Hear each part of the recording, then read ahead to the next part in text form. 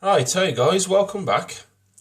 The last week or so, I've been working on the IndyCar a couple of hours a week, and I can happily say that she's all complete. Just had that little last bit of decaling to do, and a few final touches, and I'm really chuffed on how she's turned out.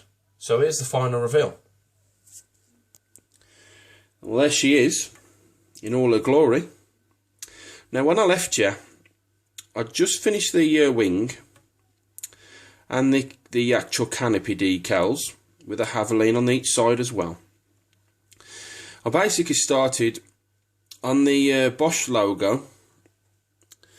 Now, you can see that the B is on the canopy, and then the OSCH is actually on the monocoque, because watching some Nigel Mansell IndyCar videos, I actually saw that that's the way it was. And on the other side, you can see, oh bloody glare, that's it, turn it that way. You can see that it's the H on that side. It's amazing, it's just one letter on the actual removable canopy and then the rest of them there. But, so I put those on, I cut the B and the H off. I then put the Nigel Mansell with his Union Jack and Lion logo, that's one decal. That went on pretty easy as well. And you got the PPG IndyCar series. And then you had the K-Mart. That went on really easy this side. Went on really easy, but on the other side, turning it round,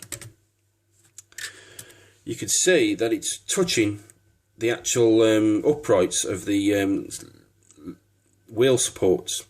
I had to trim the K down slightly on this side and then slide it into place, but it went down eventually. And then you've also got the actual electrical isolation decal as well. So that's that. And then pushing that K-Mart, and then I went right up to the refueling rig there. So again, I got it on eventually, because I knew I had concerns about this, because when I create this IndyCar in various games like Forza, I always have an issue with that K-Mart decal. So it's gone onto the model as well. So going on to the nose, you can see that I've put the K-Mart logo on the actual windscreen, as it were. Then you've got the Texaco and Energizer. So that's one decal. Then you've got Red 5. And then you got Dirt Devil, Gillette, BASF, and various other decals all the way to the nose. That was complete one decal. But where I drilled those rivet holes, I actually cut up to Gillette and then cut that in half. Because what it was, I realised instantly when I put that on, I hadn't got enough room for that decal. What I probably should have done was cut them down and put them on individually, but I didn't at the time. Because what it was, the rivet holes, I didn't put them further up as I should have done, because I was afraid where the nose cone ends, I wasn't sure whether I was going to cut through to the edge, so that's why I brought it down a bit. But you can see that the Lola is right on the edge of the nose. Again, I wish I'd have cut them off singly and put them on, but I never thought about it at the time. I never do these things. So that's the nose all explained. Microset and the microsol worked round the Lola right on the edge of the nose, and it sucked it really nice into the plastic. Then I put this Uniden decal on, which is also on the other side. And then you got the Goodyear, Haveline and K-Mart logos. All them are separate. The only problem was the microset. I put it onto the actual black, and it like evaporated like you would when you wash a cup in the washing up liquid. The water evaporates, so I just put it on with normal water and let it dry, and then the microsol actually did absorb into the decals, as you know it would, a lot more than the microset did. Then you've got this international decal here. Them on both sides. That one went on fine, and the microsol and the microset worked it. But on the other side, you can see that it's missing, because I put it on, no problem, waited for it to dry, and then I put the microsol on. But the only trouble is, as I was brushing the microsol on, the brush lifted the decal, and in a hastily vain effort to try and get it back down, the microsol had already started working. and it softened the decal, and it actually started to break the decal as I was trying to push it back on. But with another set of decals that I've bought, which I'll explain in a moment, I will be able to put that back on.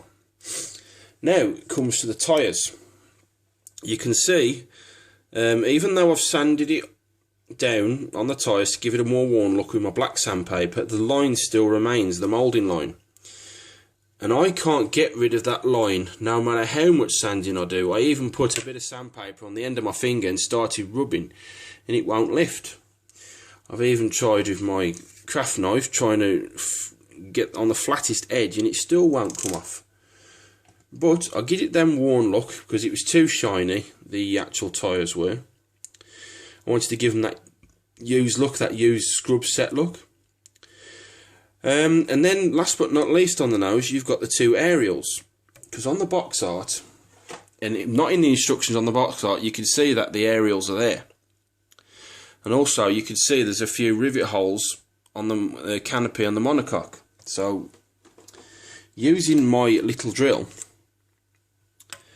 with the 0.6mm bit, I drilled the holes all the way through, and then got, which is real cheap, one of those food ties that you stick around your food bags. I just basically melted off the plastic on my cooker to expose the bare metal.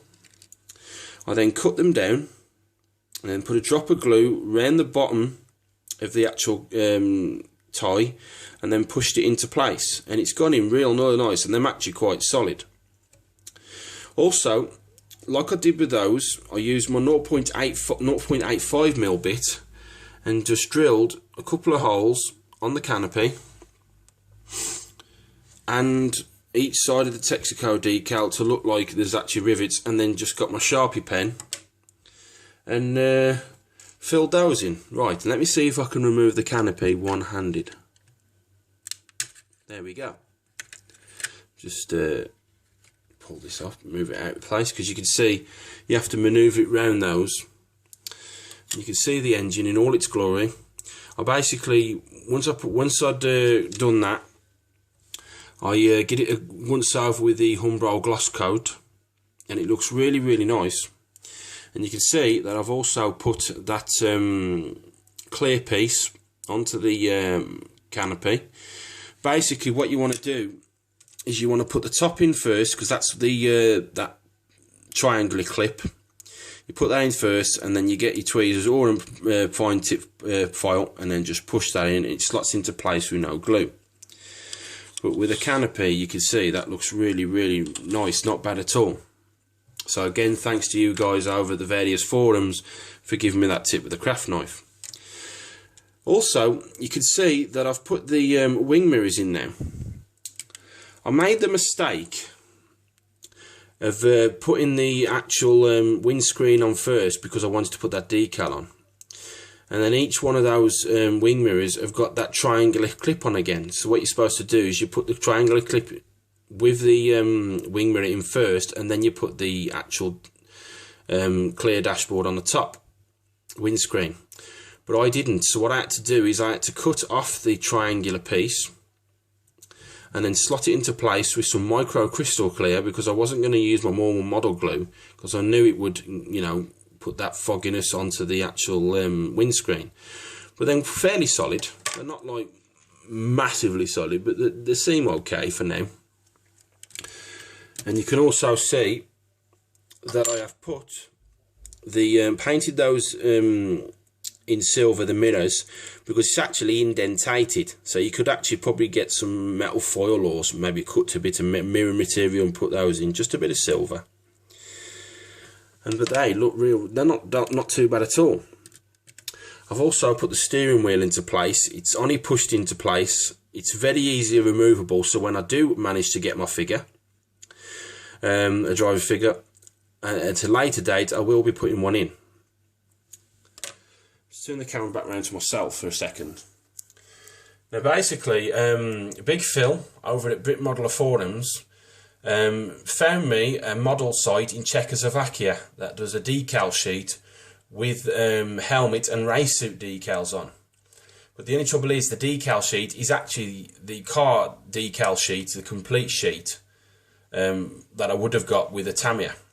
So I'm basically having to buy a complete decal sheet just to get the helmet and racesuit decal. So that international decal that was on the wing, I'll be able to replace that once the Czech model site get it back in stock, because it's 6 to 8 week delivery on back order.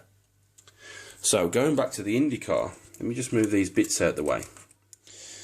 I can just pause this video so I can get the canopy back on. I've got the canopy back on now, and as you're just bringing it down, that's my Onyx diecast version of the IndyCar. I've had that one actually since 1993.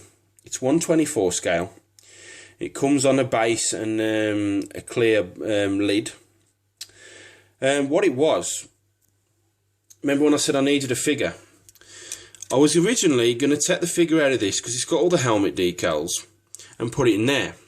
But I instantly realised it was way too small.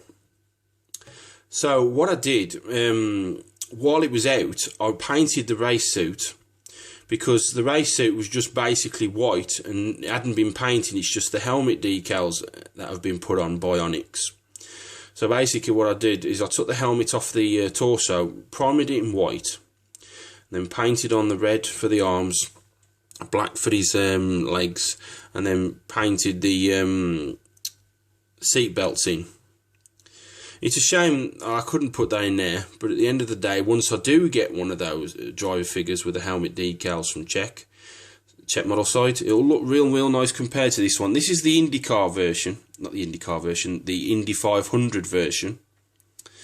I mean, you can see the difference in the wing, and you can see the difference in the front wing. But looking together, they're looking really nice. Not bad at all. Well, there she is, guys. She's all finished now.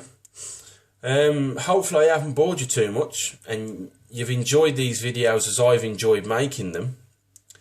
I will put some stills on at the end of this video. And with the figure, what it is, I'm going to a model fair in a few weeks' time in Birmingham. Well, it's a toy fair, but I'm hoping they'll sell models as well. So I'm hoping I can get the figure for the IndyCar for that then. And then once I get the figure and the decals from Czech models, I will be putting another video on explaining how I did the figure. But anyway, thanks for watching, and hopefully see you very soon. Start your engines.